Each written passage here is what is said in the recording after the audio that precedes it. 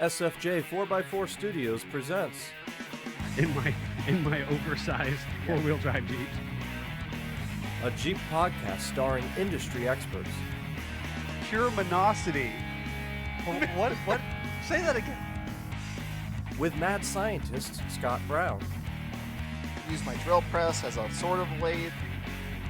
our host Neil Simpson, If one light goes out, they all go out. filled with shenanigans.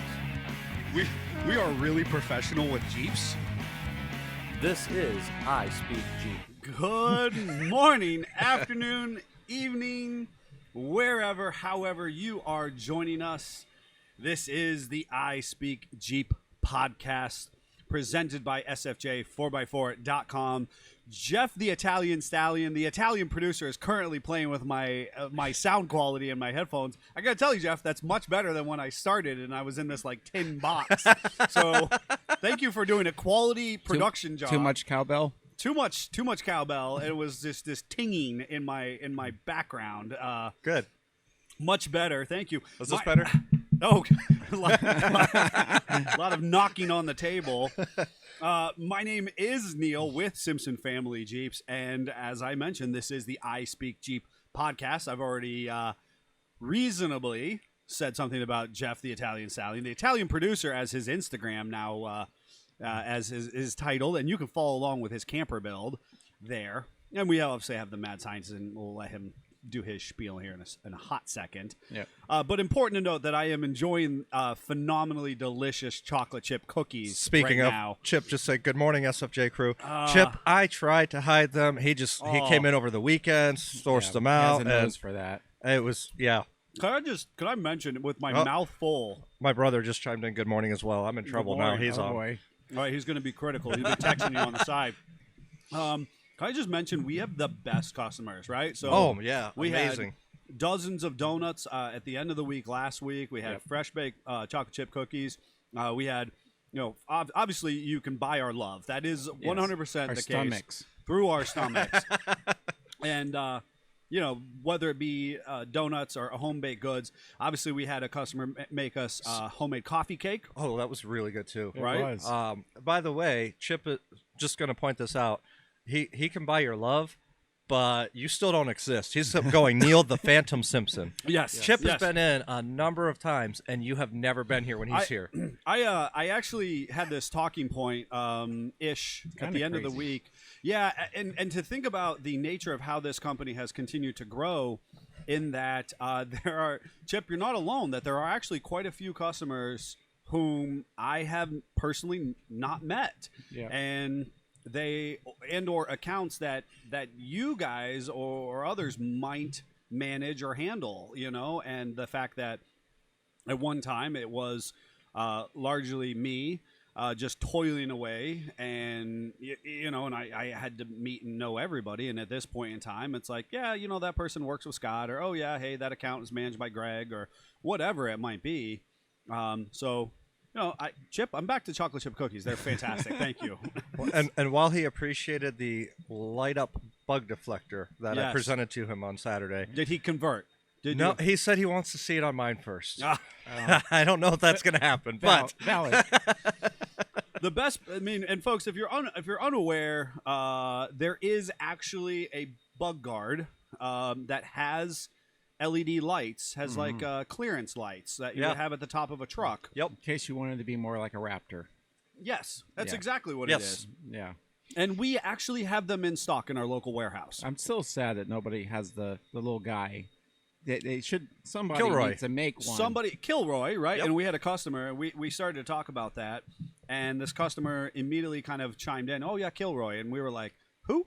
And he was like, then he went ahead and he explained the history of it from World War II. yeah. Yep. And the little guy with the nose. So anybody who was around in the 80s or 90s know that It was on Pap's. Pap's truck. Oh, you're Truck. you're getting choked up here Yeah. over Kilroy. Yeah.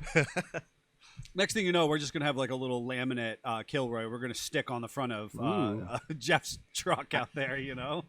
That'd be funny. Absolutely, that would be fantastic, and we'll make sure that. Oh, we have Chip's Jeep in house. We do, but Maybe- he just said, you always say, I have to have lockers before light bars. Well, You're going to have He's lockers. gonna have And lockers. We're going to take care of those light We're gonna bars. take care of that light bar for you, buddy. Yes.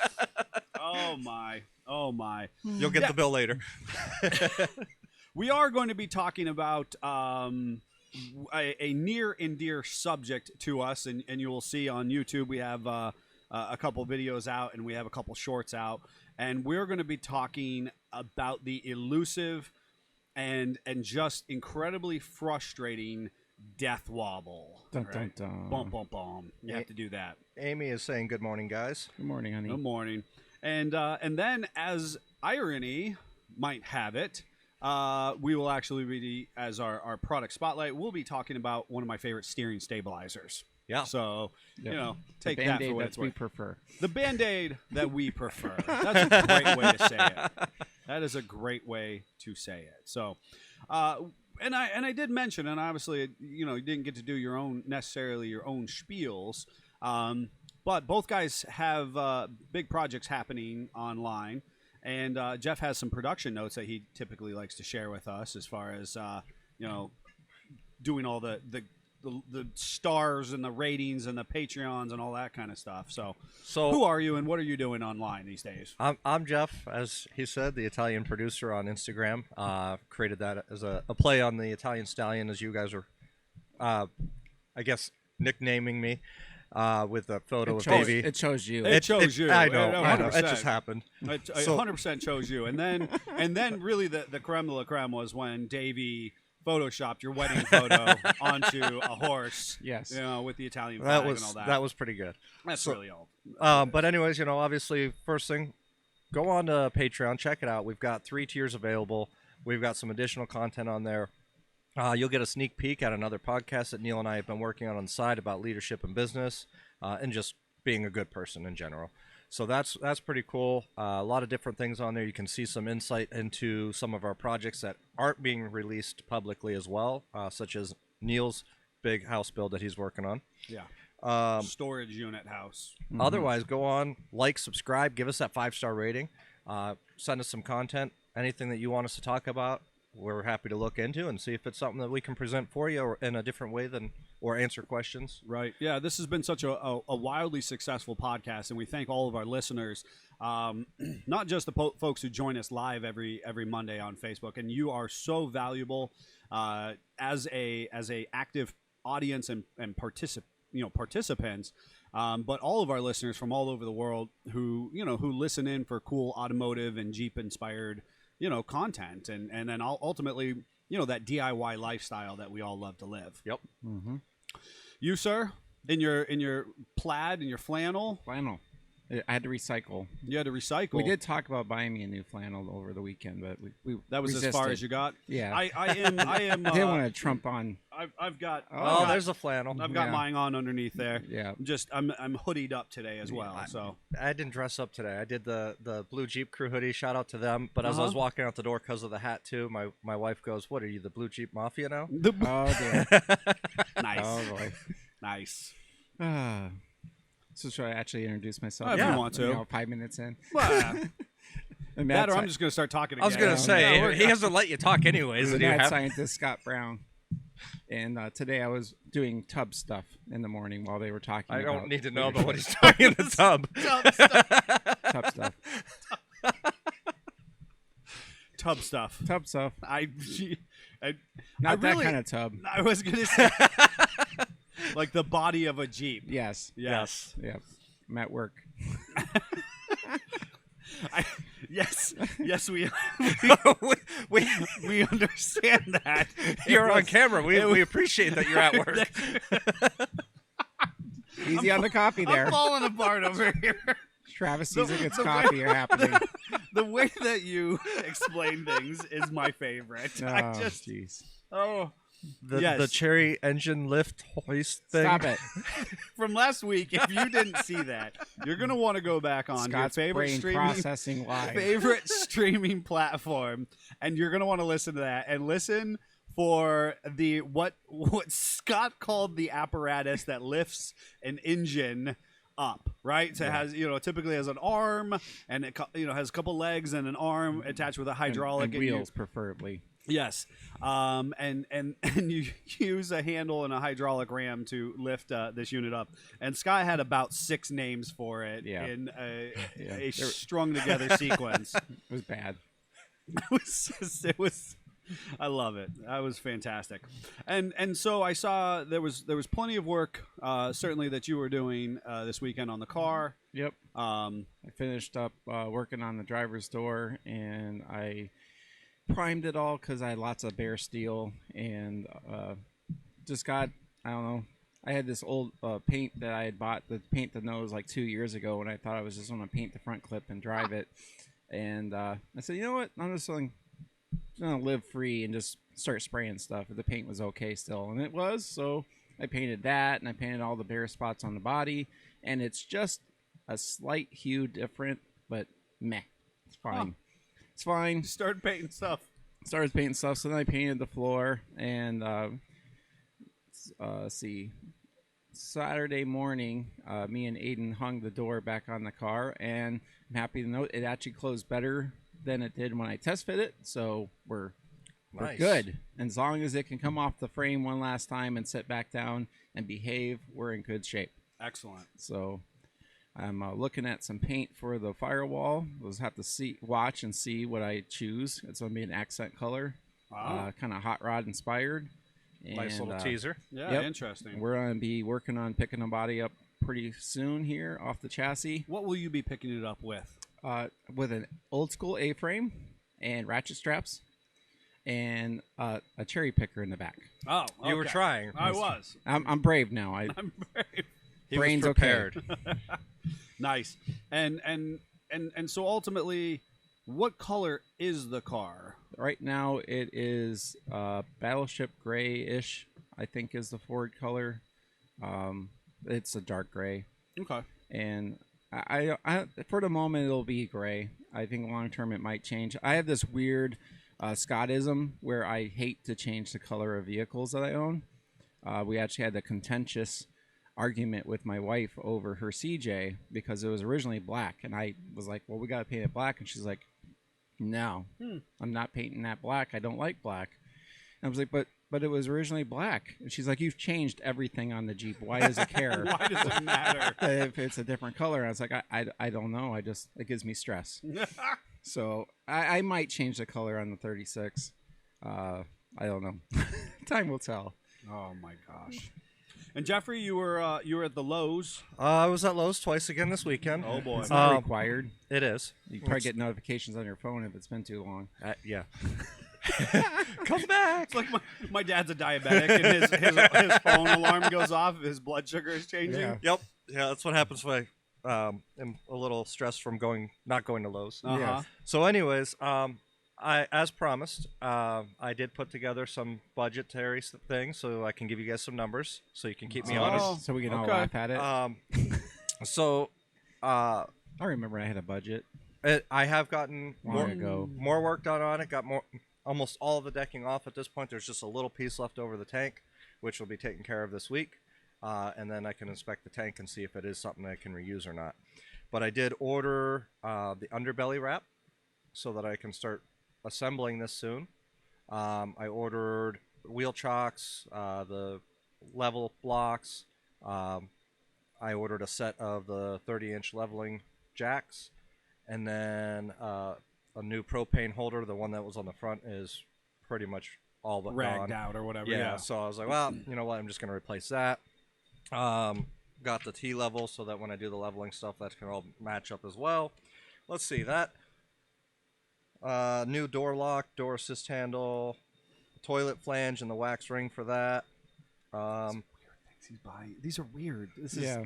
I. That's like step He has no 30. floor. It's important as people listen. It's a in, frame right now. It's listen. Wait. So Jeffrey drug home a quote unquote free, Well, it wasn't 60-foot exactly free. park model camper. We're gonna call it $100. Okay. He paid $100 for And- one of and those. you and I would have old made a school- car hauler out of We it. would have made a car hauler out of it. Yeah. Right. Honestly, I would have got to where Jeffrey's at, and I would have either flipped the frame as bare and made money on it, Yeah. because that's really That's more what my you do. hustle. Yeah. Yeah, or I would have just scrapped it myself and made money on it, right? Yeah. I would have been done with it at this point Yeah, and been but- like, I'm going to go buy I a better remember when option. I did that with a trailer, But- lost Yeah, my totally. butt on it. Well, that's what you do. I'm That's what made us. I'm married to a woman that has high dreams and high expectations of me, so this is what we're doing. That's fine. Um, that's fine. fine. That's So anyways, where we're at with my house. I get that. So all of that was $377.88 shipped, tax, everything. Uh-huh. I ordered. Why the wax ring with like the leveling I don't jacks? know. There's Well- not even a building there. So And we're buying the wax ring for the RV was on toilet. sale. I'm buying all the interior components and I have a storage set up already in my garage so I can store them as I'm getting the deals. Yes. So I'm doing this by deals. Okay. Taking advantage of That's what my creative wife. purchasing. That's what my wife tries to say about the stuff for the house when she buys Yeah, I've used decorations. this argument before. I've used this. Well, right. But honey, there was a But 20% there off was coupon. a 20% off. I need to go into deeper debt because of this. Correct. So this all started. I was buying the underbelly wrap and the leveling stuff so that as I start building it, I can have it stabilized. Uh-huh. And as I was going through, I'm like, well, they got a special on this. That's already free shipping. Let's throw these little things in as well. Okay. So that's why that's there. Still making fun of you about it. That's fine. The I also went to Lowe's to shop their clearance section. That was Saturday. I ended up with a pantry, a counter, and a base cabinet. And then I purchased, just to give you this, the pantry was a $400 pantry. I got it for $67.50. Nice. Countertop, $33.75. Nice. Another base cabinet was a $300 base cabinet, $67.50. Dang. I So- feel called out now. So, Called out. as far as that stuff goes, I also bought all of the framing lumber so I can. Yeah, I stick want to. I frame. want to talk about this framing lumber that you bought because in an earlier podcast you mentioned you bought 100 pieces of true 8-foot, dimensional 2x4x8. So the bulk of that was for the camper. There was Uh-huh. a small section of it that my wife had decided we're doing another project. I in the don't care. house. You bought 100. You bought 100 sticks of 2x4x8. Yes, Which is pushing $4.50 right now. $3. $3 a piece. $3.01 per piece. 1 penny. Yeah, I don't know why. So, so the 80 of them that are designated for the camper ended up costing me $240.80. Mm-hmm. Framing How did nails. you get them at $3 a piece? That's what I'm He curious. batted his they're- eyes at the cashier. Yeah, right. I feel like I mean, I go to Lowe's enough. I I know how to guess. get the secret I deals. guess. No, it's I guess. actually- The handshake. So it's their bulk savings price. If you handshake. their bulk savings price is $3. Okay. So it's $3.35 a stick right now. Oh, it must have gone down. Yeah, it's gone down a little bit. Okay. So and then you got the framing nails. I included those for Scott because he was calling me out on tools. Yes. So I included framing nails. My whole trip from Lowe's. Oh, and a closet door that my wife insisted on picking because whatever. Yep. So we added that in. Yep. Lowe's trip was $514 and a penny for Scott. Total with tax, and that's all of that. The pantry, the wood, everything. And then I ordered mending plates from Amazon because Lowe's price for 100 mending plates was $100. Amazon, it was $68 shipped. I'm Sure. like, I'm not going to fight them on that price and Sure. hurt their business. So I just had Amazon ship those. That is so I can actually start building trusses in the garage and pre-building those and having those ready to go Mhm. once the stick building's done. Okay. So that my total budget Right. was $4,000 to build this, right? Yes. I still have $3,040 or $3,040.11 to go, and I have all of the construction materials with the exception of the outer shell.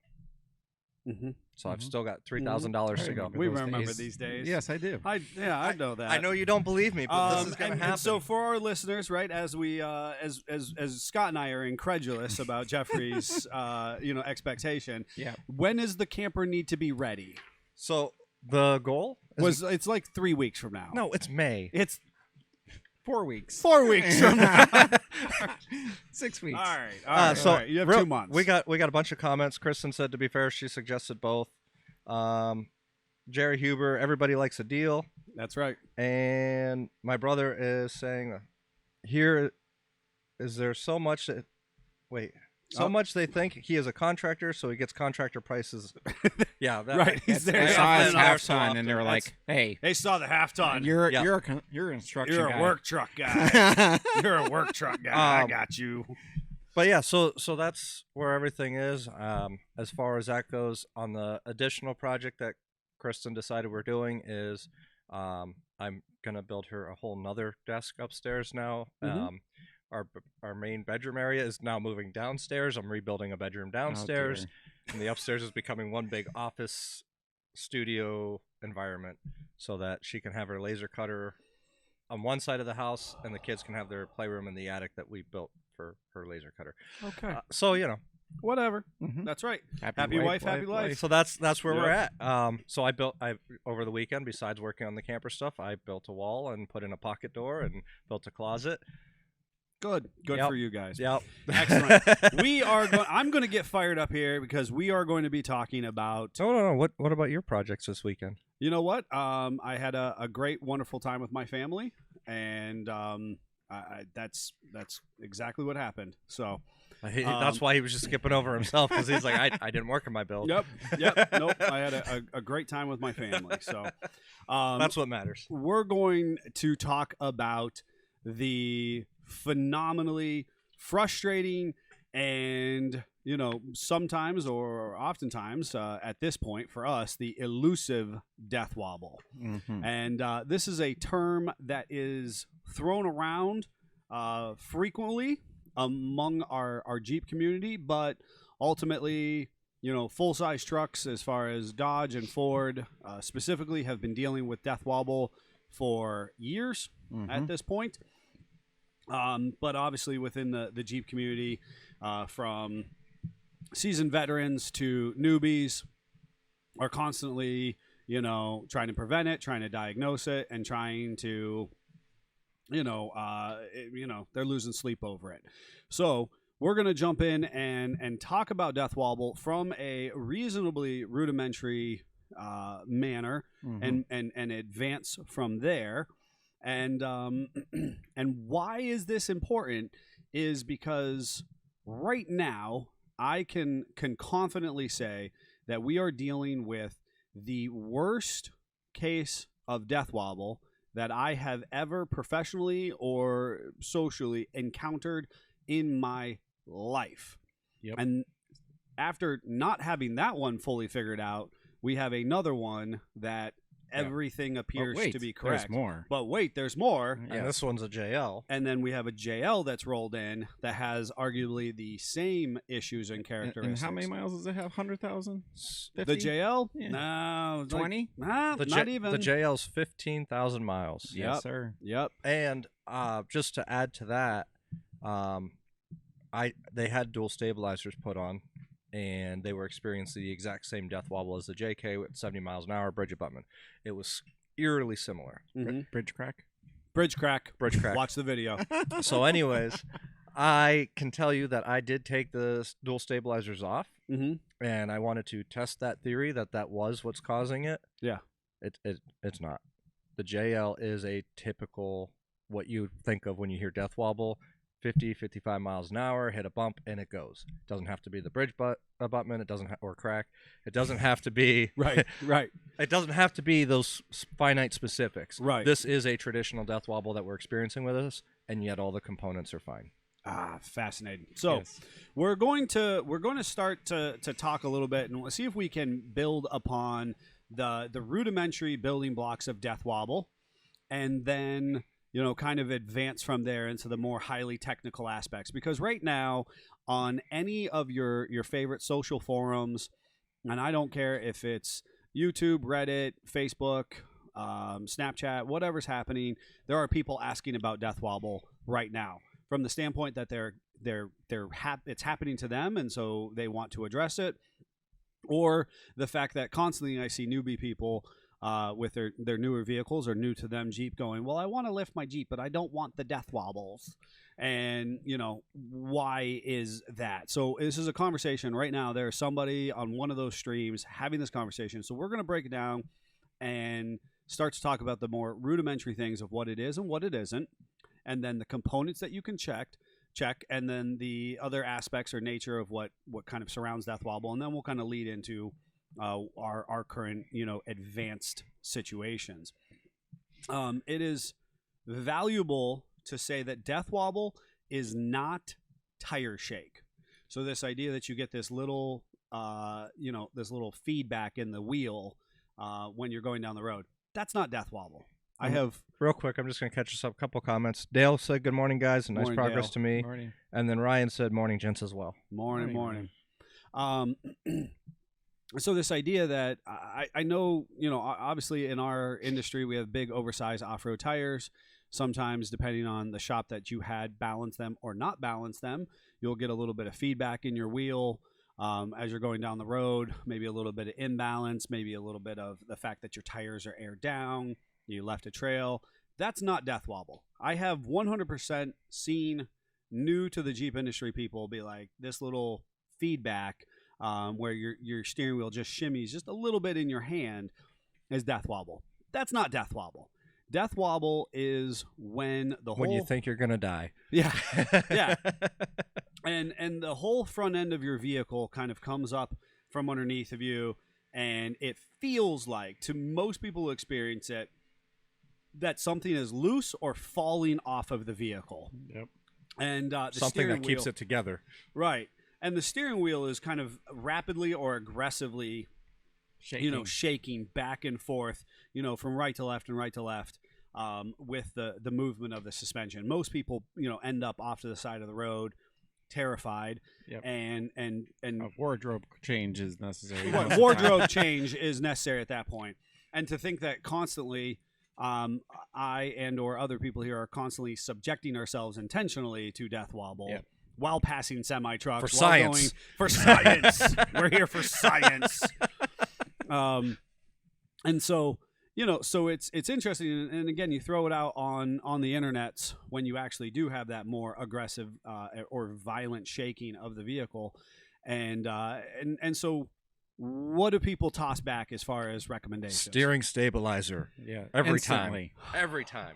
And if one is good, 15 or better. Oh, yeah, let's do that dual stabilizer. And, or at and least to the 4. credit of this customer, that's exactly what he did. Yeah. He was told, do a dual stabilizer. He did a dual stabilizer on that JL. It didn't work. Mhm. And you know what? Here's the thing, folks. In the 80s and 90s, we really thought steering stabilizers Well, were they were really an accessory. cool. They were an accessory. Yes. And so our big trucks at like Truck Nationals Yes. had duals or quads on Yes. them at one time. With the boots. With the color coordinated boots. That was required. I own them. I understand. I thought they were cool. He did. And Hear that here first, guys. that's right. That's right. And triple bed bars was his next favorite. I love triple bed bars. Yeah. That's a different era. Right? There is arguably no singular reason why you need dual steering stabilizers at this point. Maybe we should However- say what a stabilizer actually is for. All right, so tell us, what is a stabilizer, and what are some of those components underneath the Jeep in general? Well, it is a steering shock that is made for your comfort to take that little bit of tire shake away. Correct. Is really the short of it. It is just to make your ride a more pleasant experience. It is not supposed to take away the death wobbles. Right. And that ultimately is so valuable because we have gone through a progression as a business, because there was a period of time where I was, kind of, I don't want to say adamant, but I was under the talking point of like, hey, you don't really need a steering stabilizer. Yeah. So if we just went through and did all of this front end work for you, then we likely don't need to put a steering stabilizer on. And that's just not accurate. And a lot of people push back and say, well, if we don't need it, why does the manufacturer put it on there? Well, It's for comfort. Paul Clapp is chiming in saying, if it's worth doing, it's worth overdoing. That's right. If one is good, 4 is better. And Tell that to your wife, Paul. Or any of our spouses is what I'm trying to say, right? Linda is saying, sending the Jeep 4xe fans this way. Are you seeing some issues due to the damper recall on JLs? So, as far as the dampener recall, and I'll talk ever so briefly in OE, in the verbiage of the OE, and ultimately the manufacturer, the mothership, puts the steering stabilizer on because it is the parachute to a situation that helps cover or create coverage for other parts that might just be a little loosey-goosey, a little worn in, or allows us to go from the Bridgestone Duelers, which is the tire that's found on most of the, kind of the sport models, to to a Falcon to a KM2 series tire To your favorite Firestones. to the I see you, Big Mama Stellantis, and I disagree with you. Yes. This is Firestone destinations don't belong, but because of the crappy destinations that are on the vehicles, we need to have these stabilizers on there. And ultimately, And you also got to remember, a dealership only needs it to behave for about this long, correct, and then you're out of warranty. about a 3-year period, and you're off. and that's on somebody your else's own. problem. Yep. And the moment you put those bigger tires on there, Hands off. that dealership oftentimes, throws their hands in the air and says, "Well, you modified it." Yeah. That's not what Big Mama Stellantis says. She says we'll still warranty things, but the dealership oftentimes will try to Hot potato. get hot potato your Jeep out of their service bays. Mm-hmm. With that said, this steering stabilizer, and ultimately we've had to weigh in with as far as the OE recalls and manufacturer stuff. I've had to write a couple letters or submit invoices for when we have done a stabilizer or a steering assist system to try and get some customers some cash back because of what the recalls do entitle the consumer to receive. But ultimately, as you were, kind of expand upon what you were saying, the end result of a steering stabilizer is a comfort piece. It is an insurance policy to make your experience behind the steering wheel as uneventful as possible. Yeah. You're a little sleepy. You're coming home late. Jeep's not gonna wake you up. So let you nod off and go off into the median. What are you talking about? He was doing tub lost me. stuff this morning. Yeah. I don't know. So that it is a comfort piece, so that it feels more like your standard automotive experience, right? Yes. So ultimately, the big thing that our Jeep industry has been dealing with and dangling the carrot in front of us as hardcore enthusiasts for decades is eliminating our straight axles, our solid front axles. Yep. So Because as we wobble and that kind of go hand in hand. death wobble and solid axles tend to go hand in hand. Now, right now, in a far corner of the internet, somebody's arguing about the fact that they had an independent front suspension, and it went cattywampus and death wobbled on them. That's fine. I believe you. That's 14 possible. wides, their front end's worn out. Correct. That's possible. I get it.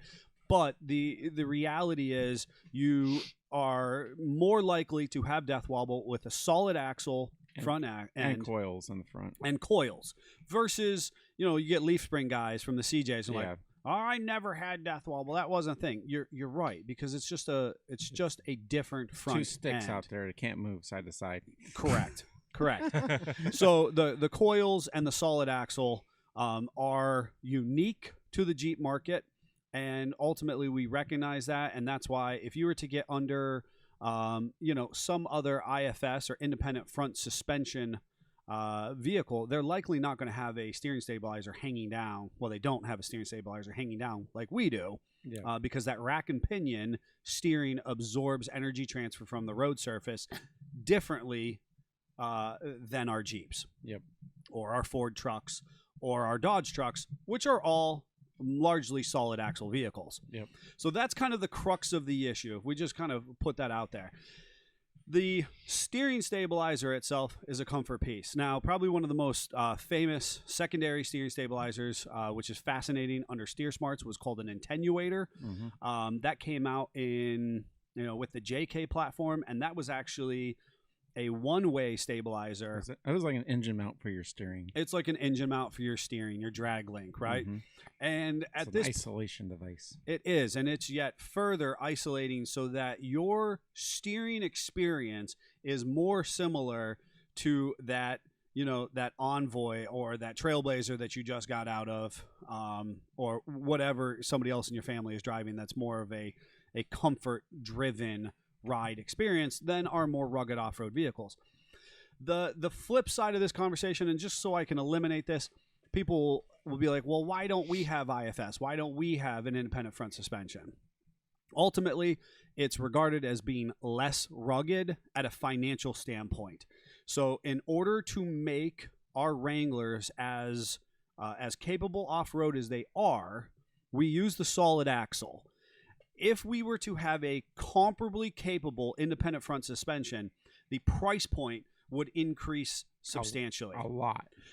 The reality is right now there's people squabbling online about IFS and solid axle in some corner of the internet, but IFS is actually fantastic. That's why it's in KOH vehicles and King of the Hammers. I just said KOH. Yeah. But it's why it's in some of those vehicles. But the price point is what sets it apart for the manufacturer. And the front end's the same cost as your whole Jeep. Correct. Yeah.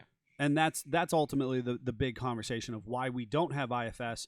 So then we have solid axle front end. So now we need to make it work as good as it can. Yep. So we have the solid axle, and we have ball joints. Yep. And hub assemblies. Mm-hmm. Axle joints. We have axle joints. We have brakes. We have brakes. We have tires. See we Firestone. have tires. We see you Firestone.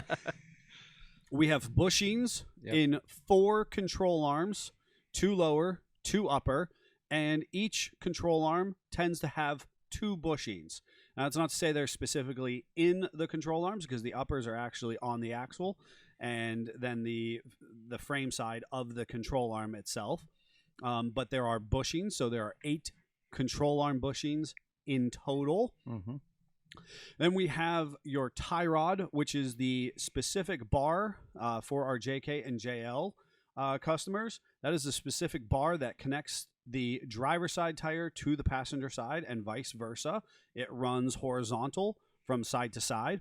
And then you have the drag link, and that connects from your passenger side up to your steering box. Again, JK, JL customers. For the rest of you older, we have either what's called an inverted Y or an inverted T steering. So that JK-JL conversation is called a crossover steering setup. Also Grand Cherokees. The rest of the other platforms further back are typically, certainly your coil sprung front ends are these Ys and Ts, where the drag link and tie rod are kind of and just kind of put meshed perspective. together. My 1936 Ford has crossover steering on a straight axle, just like our Jeeps do. Right. Well, and ultimately, we had crossover steering in our CJs. Yes. And the OE manufacturers got away from that in the 80s. Yes. And I really don't have a great explanation as to why. I think somebody was like, we're going to do stuff different. Yeah, I don't have a great We want science our tires or to move historical. as a suspension It was moves. a terrible, terrible design. Ys and Ts are Yes. terrible steering systems Well, and then by comparison. the only other connection point that I think is important to talk about would be the track bar as well. Yep. And, the And track then bar. as we circle back to track bar, and ultimately I'm going to go drive shaft. Yep. Just if we're talking about factual connection points to the chassis and vehicle And as a just whole. because somebody's going to say, yes, there's a sway bar and there's sway bar links, Mhm. but that kind of doesn't matter in this conversation. Right. Sway bar is for pitch and yaw, if those are folks who are in boating, but it's basically what helps control the roll center of your vehicle. Mhm. The higher our vehicle goes, the higher our center of gravity, which is considered COG, and really the stabilizer is stabilizing our roll center. Off-road, it can inhibit our axle travel or benefit us when we get to the conversation of anti-rocks. Mhm. That's a little different when it comes to sway bars, and ultimately we don't even really consider sway bars in death wobble diagnostics other than is it functioning sufficiently? Yeah. Not falling off. Is it not falling off, right? Your sway bar can be pretty worn. That's not going to affect death wobble. So I think we maybe go into what's the standard, I'd say like standard responses. 60% of the time. Once we get away from steering stabilizer, Yes. which is mind-numbing how many people continue all of them. to throw stabilizer out there. Every time. Because here's the problem, because they went into Jim Bob's garage or they went into the dealership, Yeah, they don't and understand what's that's happening. what they did. They put a steering stabilizer on, and now the Jeep's not shaking. And that right? also includes, dealerships. It also just includes any garage, service garage, or personal, because we have a customer, or a friend of the current death wobble we're talking about, the JK. Their friend does the steering stabilizer once a year, Yep. Once a year. so that they don't have death wobble. You still have death wobble. Yep. It's just masked Yep. by the stabilizer, and you're just it's because accepting, it takes more effort to figure out what's actually going on. no doubt. And people, as humans, just don't want to spend the time or brain power to figure that out. Right. Couple more comments quick. Colleen saying good morning, and then Morning, Colleen. Linda is saying, I'm guessing that any weird changes in the late 70s, early 80s had to do with weight reduction and improving mileage post-energy crisis. You know what? And it's Linda, we talk about that frequently about what was happening in the big OE market as far as the energy crisis of the 70s and just economic trends as we kind of made our vehicles slightly smaller into the 80s. The steering doesn't exactly fit that bill. And I would say the Wrangler didn't completely fit that either. We went, for all intents and purposes, the body shape of a CJ7 and a YJ are identical. Right. So, yes, we went through that time period, but for somehow Jeeps kind of weren't applied by that. Yeah, and ultimately, just to speak, specifically about the steering, I don't know if it has anything to do with the whole rollover crisis of the Jeeps, right? We still get a lot of people who are 20, 30 years removed from our Jeep industry, and they just can still think of CJ5s rolling over, just getting sleepy and falling over in the parking lot. In the parking lot. Just got to make sure your 5 gets a nap in. Constantly, we're subjected to that. So I don't exactly know. We what did that make is. our Jeeps shorter and springs wider. You know and what, longer. Jerry? I'm going to ask you. I'm going to put that out. Jerry, he was watching earlier. He commented. Maybe Jerry can help us understand. One of the engineers who was around at the time and help us understand why that steering did change. Because for our customers, those XJ, ZJ.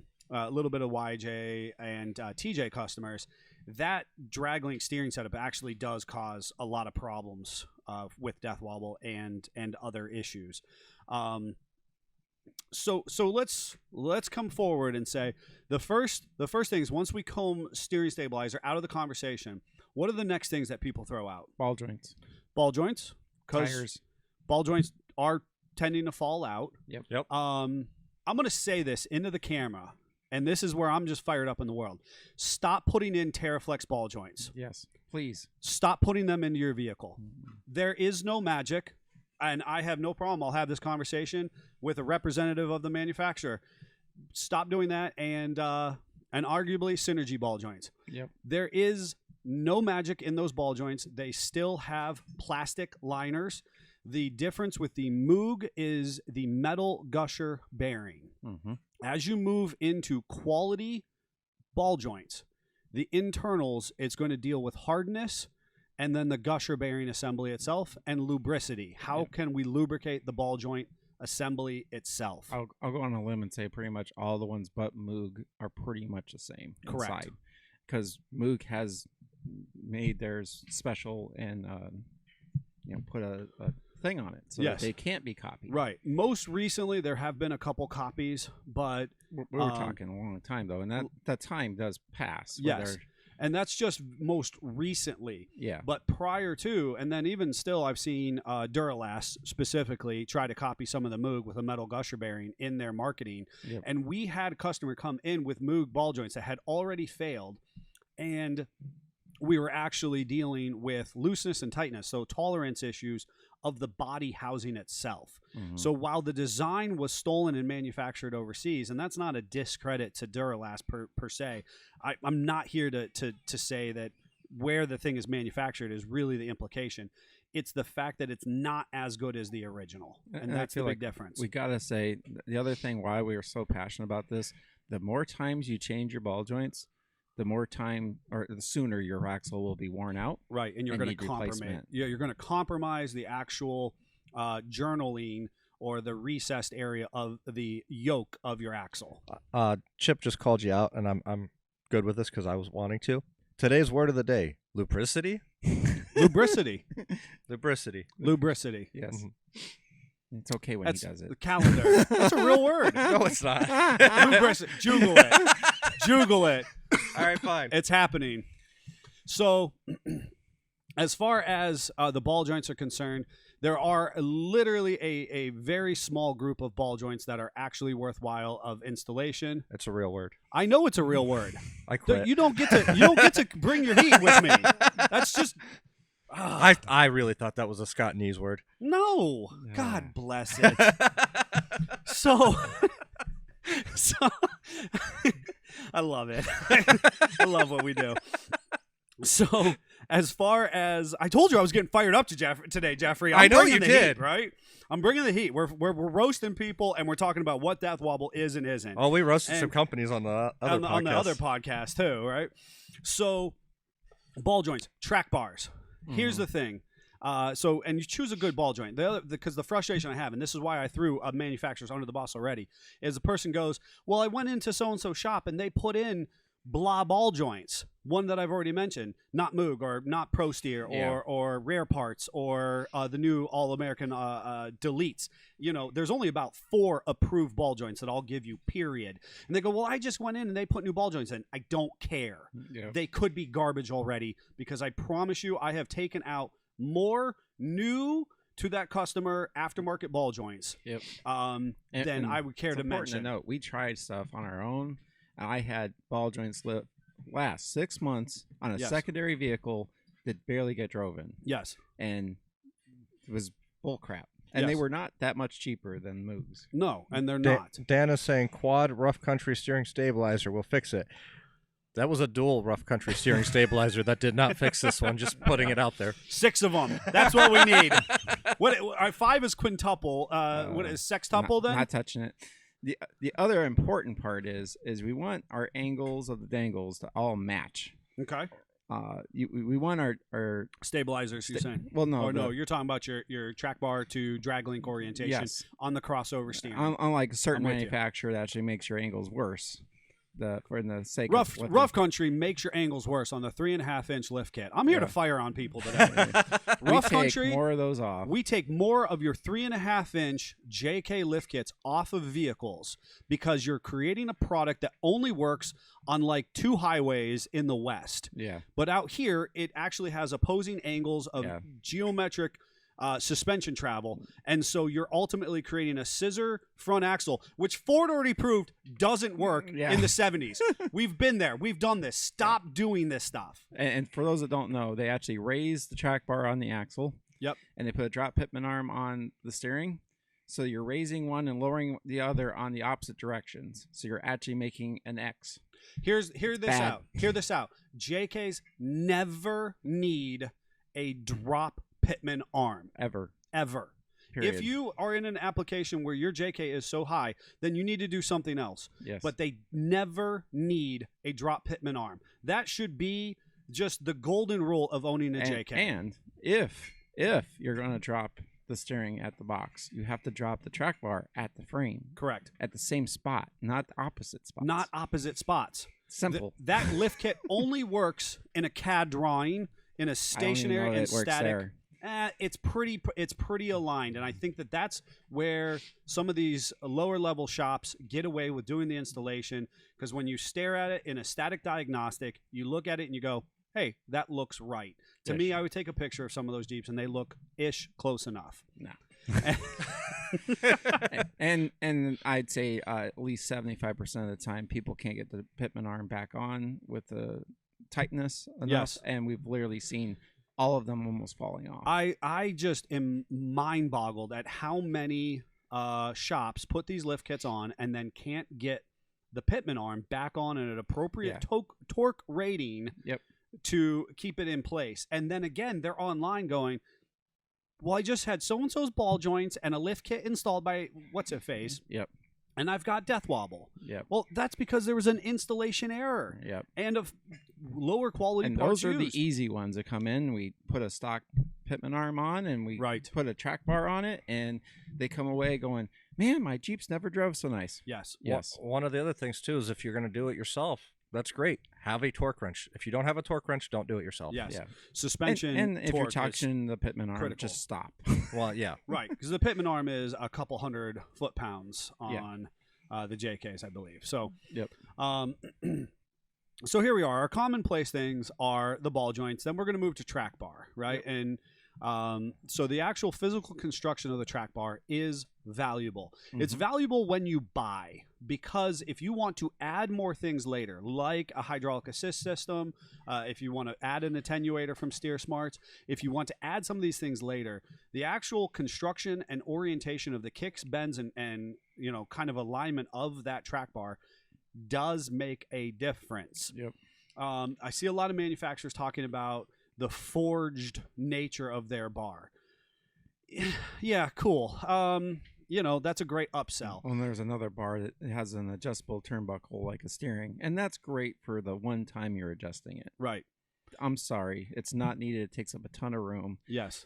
Just grin and bear it. The one time you got to adjust it, and you're putting it in, and pretty much set for life. Yes. It's just one of those silly So things. long as your suspension height is relatively where you're going to be for you know, for a period of time, you use a good adjustable, you get it installed. Obviously, a front track bar is critical, because the moment that you start to lift your vehicle, your factory track bar, if your lift does not accommodate that, is going to affect what's called thrust. And that is basically the squareness of how your axles are oriented underneath the vehicle. And I'll even go as far as like you can't put a bracket on the front to use the stock track bar unless you are then raising the steering to compensate. Correct. So on my Jeep, I have a 15JK. I have what's called a steering flip kit. I use right-hand drive tie rod in, goes to the top of the knuckle. Yep. And my track bar is then raised on the axle to match. And the flatter your steering and your track bar is, the nicer it will ride and steer. 100%. Just pure and simple. But you can't just do one or the other. No. They have to go hand in hand. And that's so important. As people start talking about, you know, fixes for death wobble, they are typically compounding issues that originate. And so this is why, you know, people say, well, I lifted my vehicle and now I have death wobble. We have to eliminate a lot of these really simple installer or quality component issues first.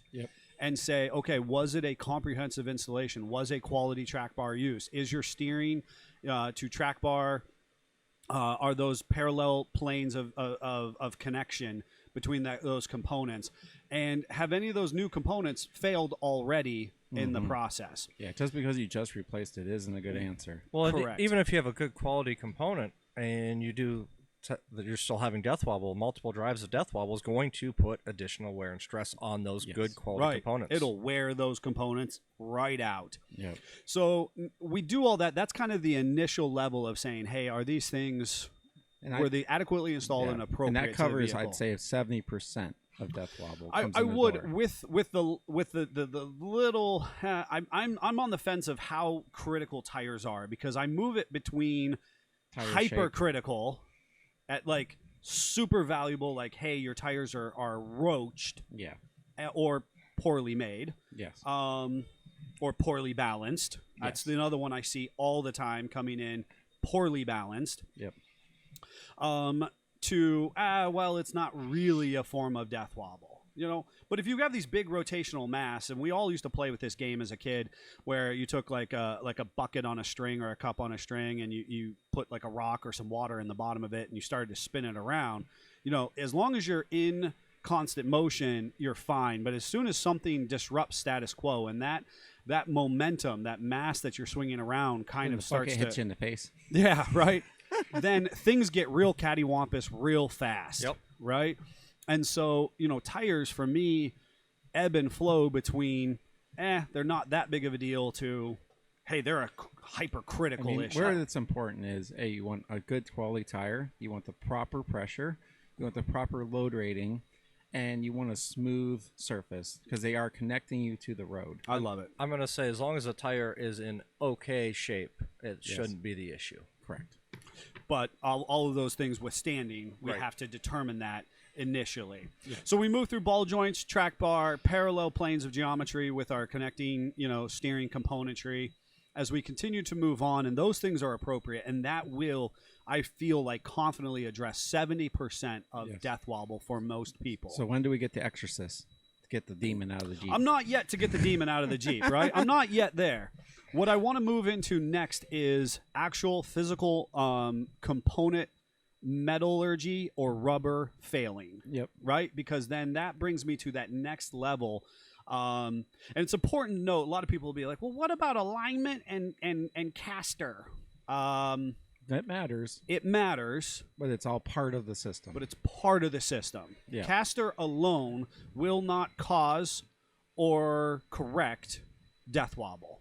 And honestly, it's part of the other shop not doing it appropriately because they don't understand how you align a straight axle vehicle because Yes. they're used to independence all day long, every day. Yes. And suddenly they have to get out their broomstick and dumb it down, and they Yes. can't. Yes. Or they just don't simply understand tires need to be a certain, Orientation to each other. Mhm. This Yeah. parallel thing is really rough. It's very challenging.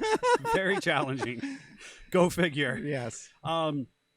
So those are all very important, and we have personally experienced where a poor alignment, then wore out parts, which then created death wobble. Yes. Right? So I Yes. can tell you that domino effect is there, and we can change the alignment, do a 5-tire rotation, and honestly, that was this particular Jeep that I have in mind. Those are the only thing we did, and no more death wobble. Yeah. And that was great because ultimately the alignment wore out the front tires got out of balance, and death wobble. Voila. And if you keep going, then the ball joints Then the fail. ball joints, the hub assembly, so on and Yeah. so forth. And so that next level is after ball joints are the hub assemblies, are the bushings, Mhm. and then further yet is the actual metal components that receive the bolts Yep. that the track bar itself, so our early JLs where the track bar pocket on the frame was actually flexing or moving, Yep. those things then become hypercritical. Oh, Is yeah. that wallered out a little bit? And we've also, I'd say, a big percentage found things fasteners not properly torqued on the track bar. Therefore, it backs off. It starts to move. You don't even notice it. Next thing you know, you have an egg. You don't have a round hole anymore. That is so important. Understand, if you're DIYing at home, and we encourage DIY, Yeah. if it is not torqued, it will have little micro movements in it. And And each that- time you take a little material off. And each time you take a little more material off. And that is so important why torque, is valuable when setting your hardware initially. With that said, when we do a lift kit, whether it's just lower control arms or no control arms, we are still going to break the bolts free, the hardware free, at all 8 positions per axle Mm-hmm. and allow that bushing to settle in its new orientation. Yep. Because if that bushing is under bind and you just shove that lift spring in because you're taking a shortcut, Mm-hmm.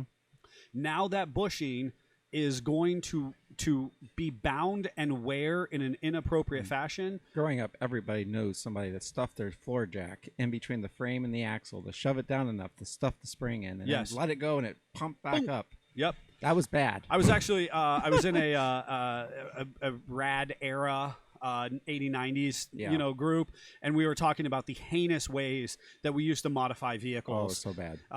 As far as the heat and beat method Oh, yeah. of springs, or we had those little hard linkage aluminum or steel spacers that we Yes. ramrodded into the coils The themselves. fancy ones were like a screw. You just screwed them in with your ratchet. Oh yeah, It's Oh, great. they were. I did a great job with those. Or lowering, and all we did was they compressed, Yes. these little claws, and we lowered our vehicles that Yes. way. You mean you shouldn't compress the spring with ratchet straps? Oh, They were fancier want to than build a that. rocket? Yes. All right. So now, as far as our inspection is concerned, have we used quality components? Has it been installed appropriately? We go across our superficial level of inspection. We replace parts with good quality components with appropriate rod ends. I will tell you, I am always a heavier durometer. I'm going to choose a product that has a heavier or harder durometer in my track bar. I don't like the softness or looseness of your traditional clam style bushings in track bars. Now you might be listening Especially, to that, hydro assist. especially you might be listening to that and not know what the heck I'm talking about. the squishiness. the squishiness, right? The squishiness of your track bar. Yes. That's the Scott News word I You want a approve. firmness, not a lightness. Correct. Yes. I want a firm track bar, not a squishy track bar. Yeah, get your feather pillow out of here. Yes. Yeah, nobody got time for that. And that bolt better not move around, and the pockets better not move around in either orientation, as far as the track bar is concerned. A lot of our older models, XJ, MJ, ZJ, Chip said thank you, Scott, for clarifying that it was the squishiness. squishiness. That's what I'm here for. As far as those, they had a traditional squishy clam style bushing that gets put into their track bars. That was a little more acceptable in that era. Mm-hmm. We now know better. Our JLs come off the factory with a dual encapsulated uniball design. Yep. So it's actually a uniball and then a uniball. So that's where the dualness comes in. Yep. And so it's actually very thin layers of rubber. With huge metal shells in there. With metal shells.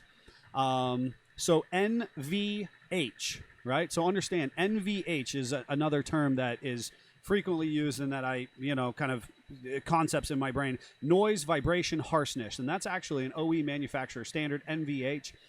You're going to see a lot of your high-end manufacturers trying to tout their products as being, NVH rated or, for this, that, and the third. And they're trying to upsell. It's extremely important in the aerospace industry. Yes. And ultimately, vibrations can kill you. Vibrations can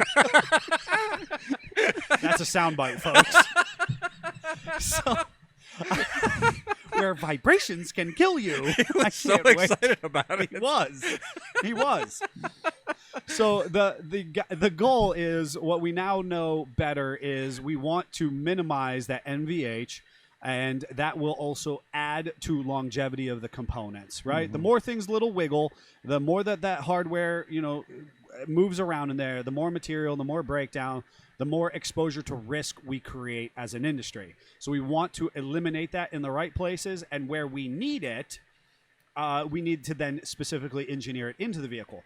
So using rubber cleveite bushings in a on-road Jeep is valuable, because we want to move the vibration into those rubber bushings of our control arms versus the harshness of flex joints. Mm-hmm. And they're oftentimes not that harsh, but at their core, they're just constructed differently. They will wear out faster because of the Teflon liners. Yep. Or the compound, whatever that manufacturer is using for the compound of their liner races in the flex joints themselves. And I'll go out on a limb and say rubber is always better than neoprene or that kind of bushing that we had in the 90s. Yes. I agree. I agree entirely with you. Yeah. And so for all of our new customers, depending on how you share with us what your expectations of usage, if you are 60-70% on road, we're going to put you in a rubber control arm. Yep. Product, versus if you're more off-road, then we'll put you into a flex joint. And that's simply product. because of maintenance increases when you have a flex joint. You have to grease it more, you have to replace it more often. Rubber is, for all intents and purposes, a 100,000-mile product. Yes, depending on the harshness of your usage off-road. Unless you have Firestones. Looking at you, Big Mama Stellantis. So the point is saying that we need to replace our flex joints more often. Again, if you're a person who's been wheeling, you might have to inspect your flex joints, because if it's a jam nut situation, that requires maintenance and attention. Yep. If you have a flex joint and you've been wheeling for a couple years, or it's exposed to the salt and the brine of How often do you want to crawl underneath your Jeep, get rained on by dirt, and grease stuff? Correct. That's pretty much where we're at. Correct. So let's circle back to Death Wobble, right? We've inspected some of the standard products. We have good quality tires on there. We've used reputable brands, installed properly, torqued to spec. Our alignments come back clean. Our alignment has come back clean. Our thrust angles, meaning our track bar front orientation, is relative to our rear, and the vehicle is tracking down the road in a straight fashion. I feel like we're getting closer to the holy water. We're getting closer to exorcism. Okay? Hold on, folks. Things are about to get wild. As we move through the actual metal components, we make sure that everything is copacetic and the bolt holes aren't wallered out. Now where do we go? Because we're getting into the finite minutia. Yep. Right?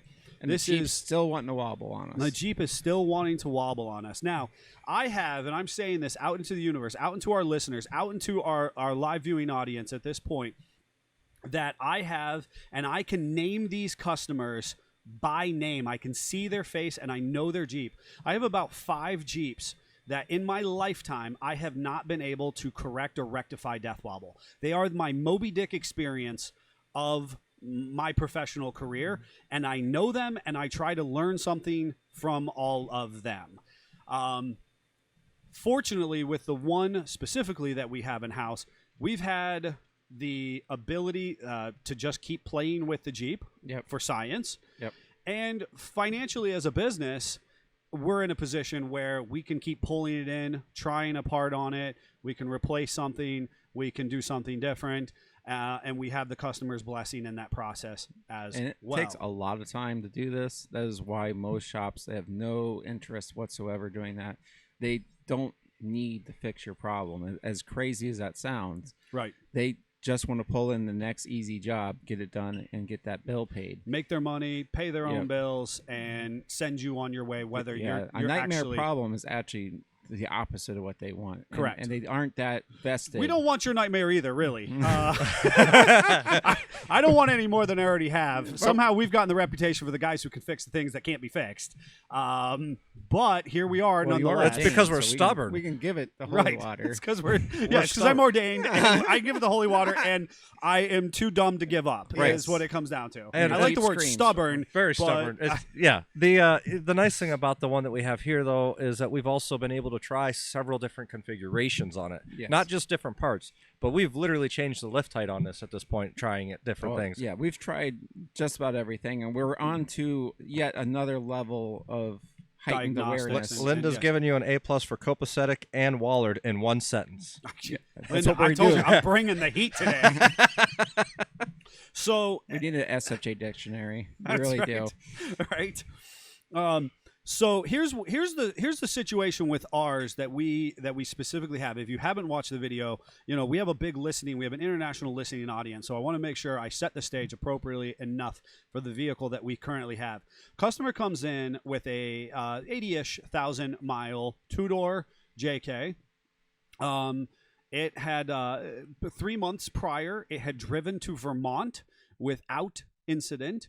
That was July. By the early October, it was getting the wobbles. Okay, comes into us. Now, it's important to note that they had recently had a fresh Pennsylvania state inspection. Yes, I see you, Pennsylvania, and I see your corny inspections because we don't have an appropriate standardization through the process.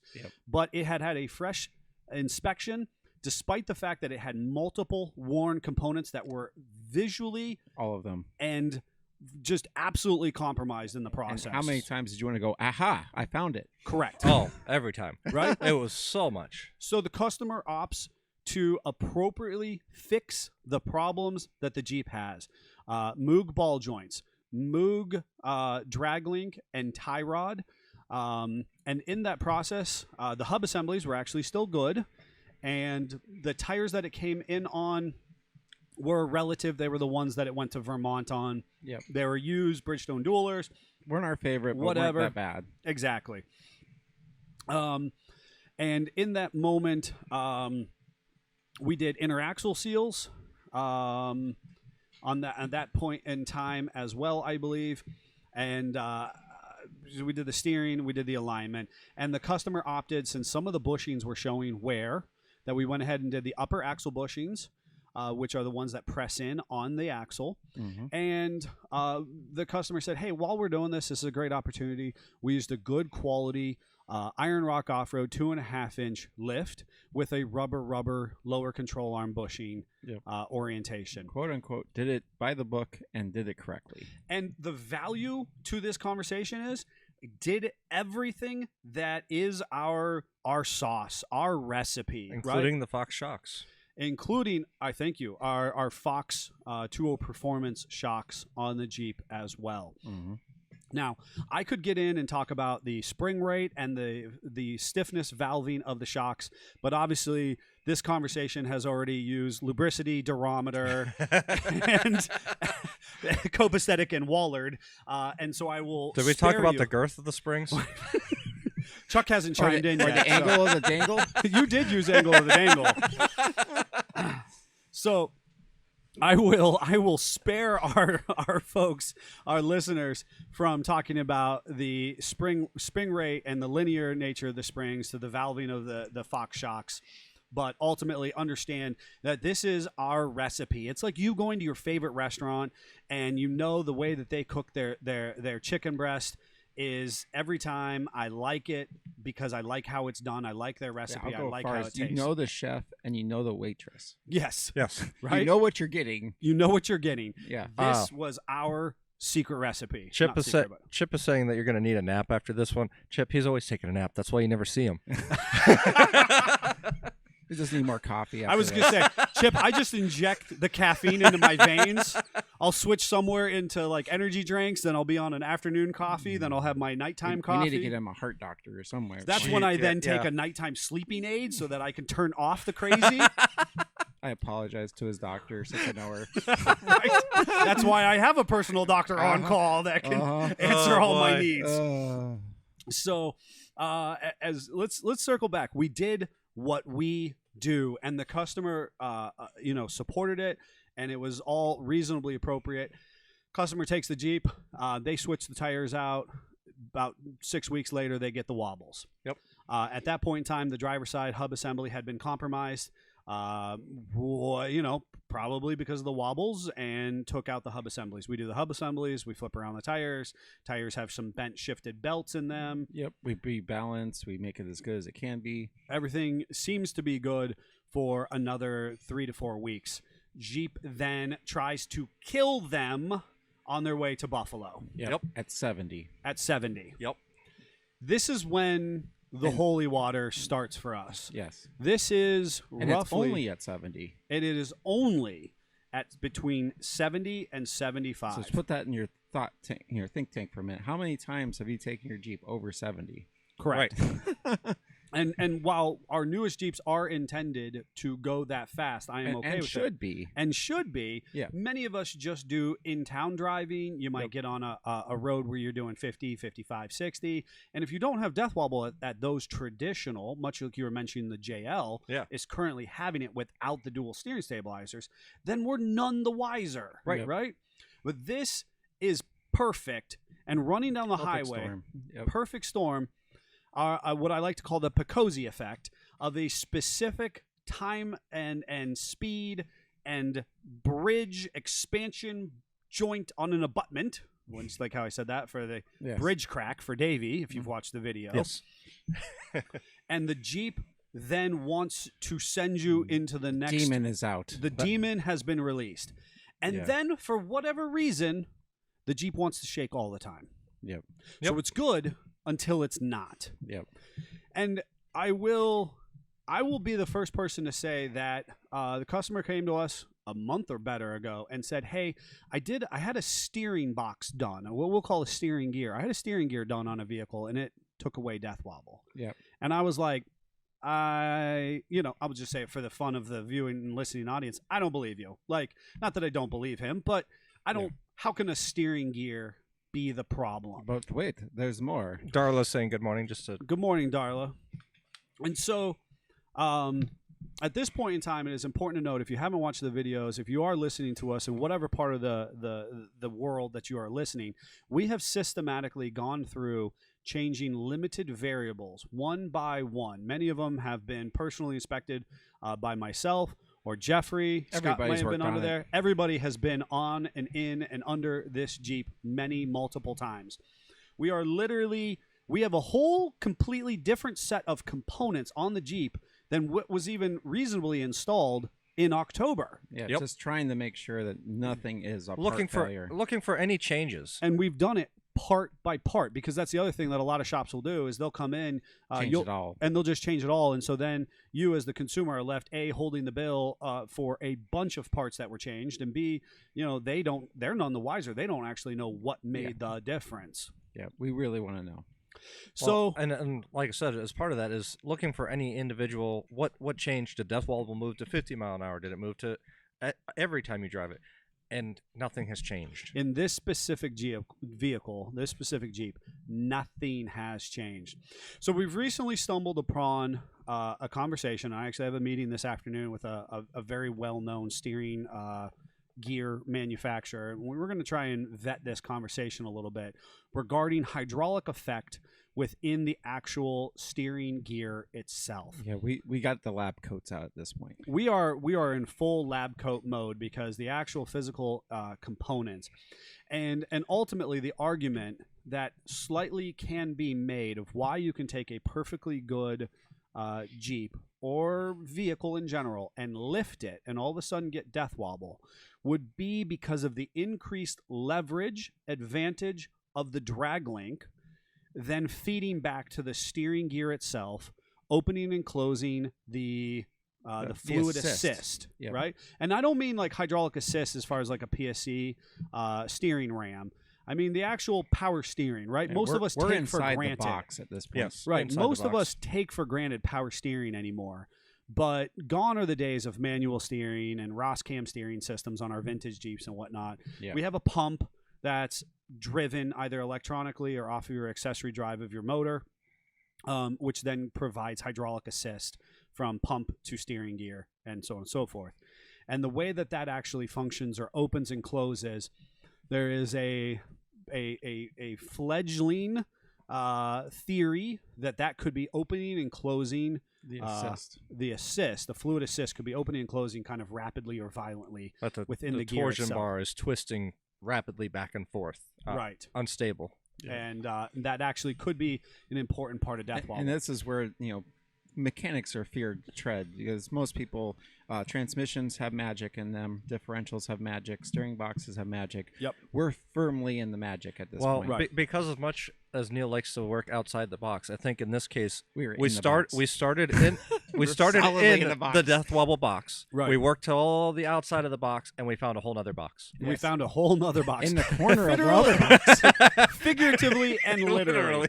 So, folks, I want you to know that this is happening. This is an interesting turn of events. We're going to explore this, right? Because as we've talked about death wobble, we've kind of categorized it from the superficial things to the slightly more minute. What are the things that we're going to be inspecting? It's like we go up in color severity. Yes. We're in orange at this point. We're at the orange level of, I think of our we're high past risk. orange. Right? We're at nuclear.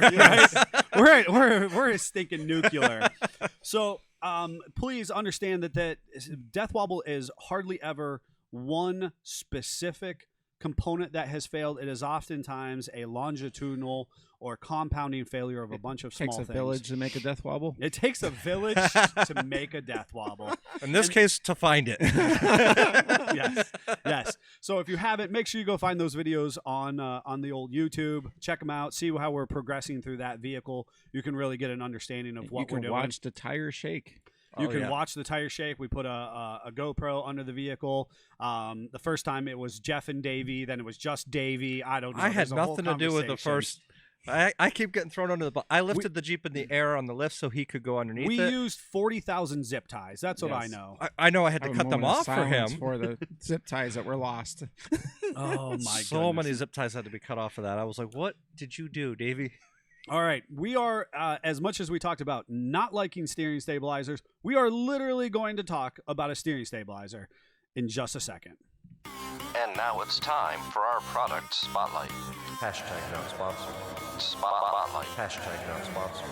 So, Jeff, what kind of steering stabilizer you got in your JT? A Fox. What do I have on my JK? Fox. I don't count because I don't actually have a steering stabilizer. Well, I'm Chuck Norris. The only reason. But if you did, If I did, it'd be- I would have a Fox 2.0 steering stabilizer. Yeah. Before we talk about that, I think it's important since you asked about my vehicle specifically.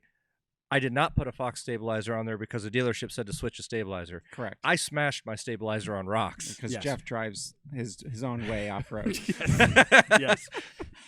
All right. So hear us out, folks. And I know that we overloaded a ton of technical information on the other side of the conversation. Chip says he has a Fox too. Yes, As you do. should. As you should. Because we know the guys who work on your Jeep. So here's the value. Man, I've just been on fire with some of this stuff. You don't need a pass-through stabilizer. Yes. Please stop putting those on your vehicles. You don't need a $300 or $400 stabilizer. That's just unnecessary. And if it takes the bolt out of the track bar and you put another fancier bolt to In hold the your track bar. stabilizer, I'm just equally stop. unhappy with you as well. because you can't torque it.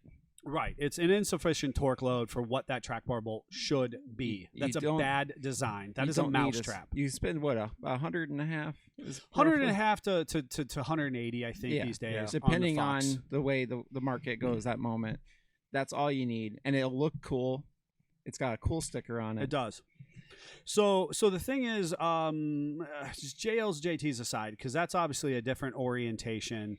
But well, maybe we should talk about JLs and JKs in general. Your stabilizer hangs down really low. Yes.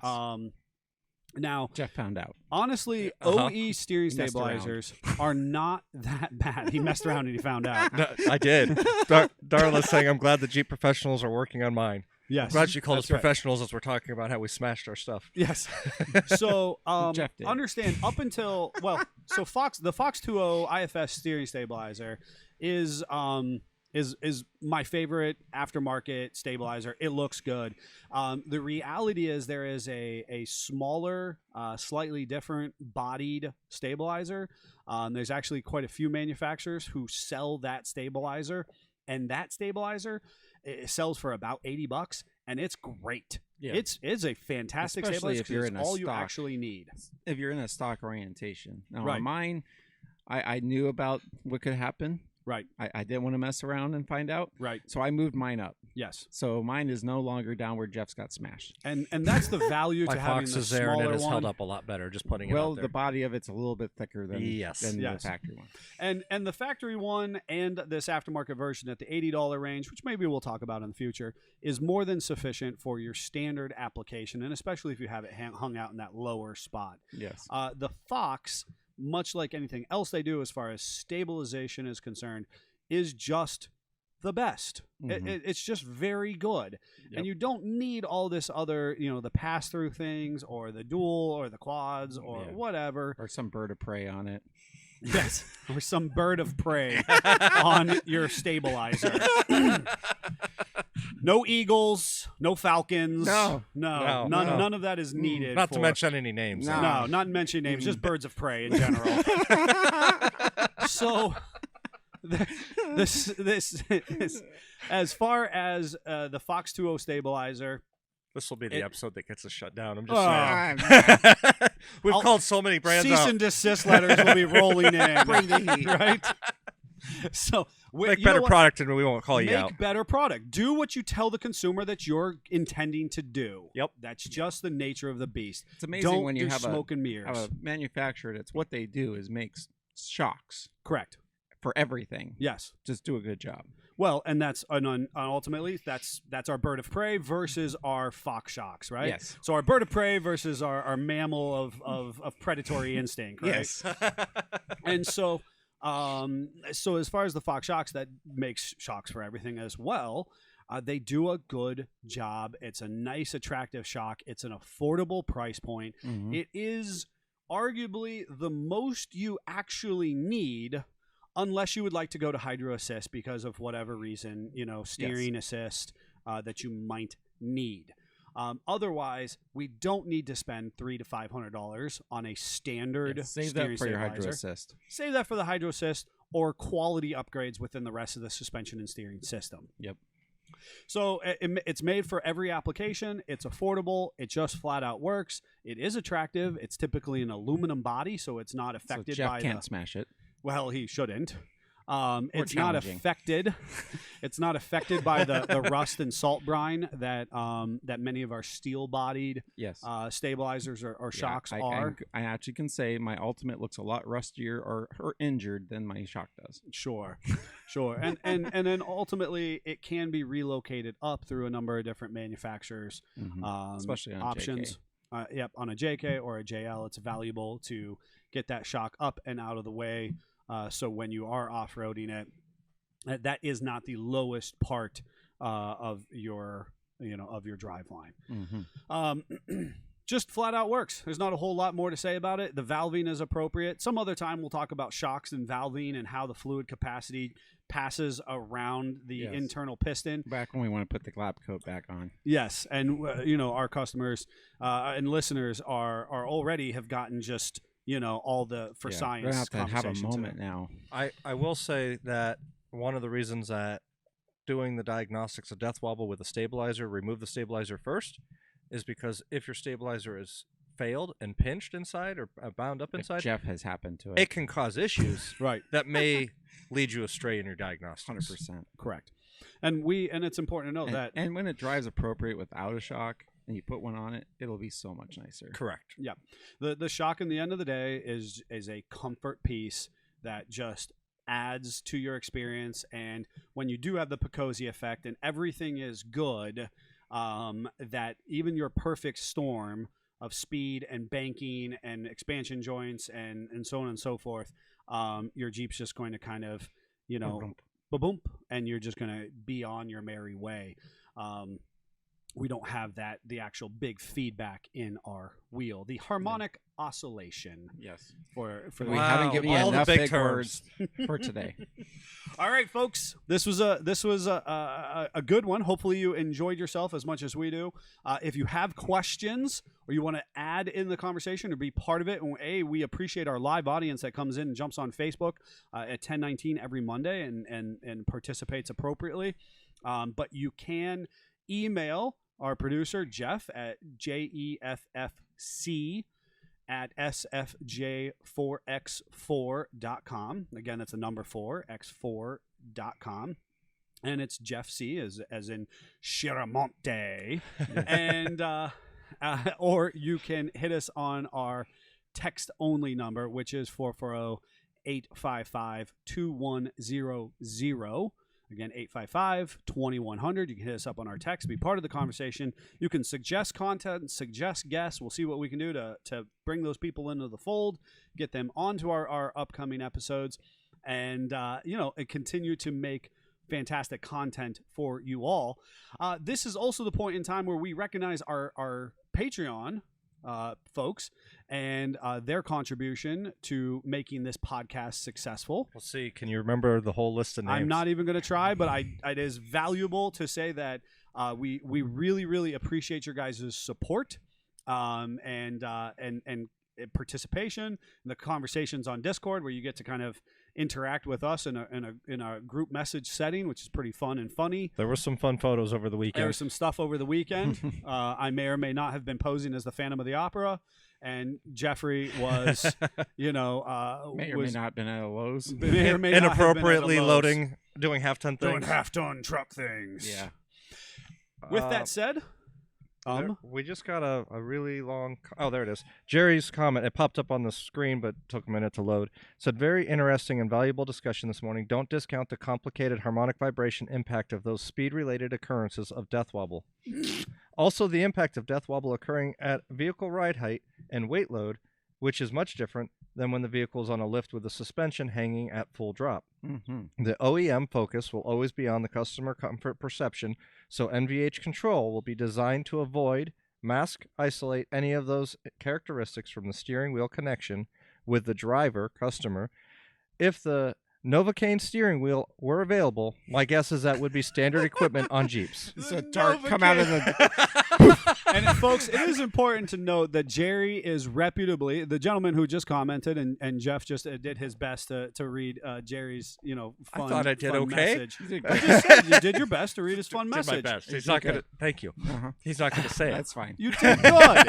You did good. There it is. You did good, Jeffrey. Now I feel like that was a All right, sympathy he's one. overcompensating. Oh my god.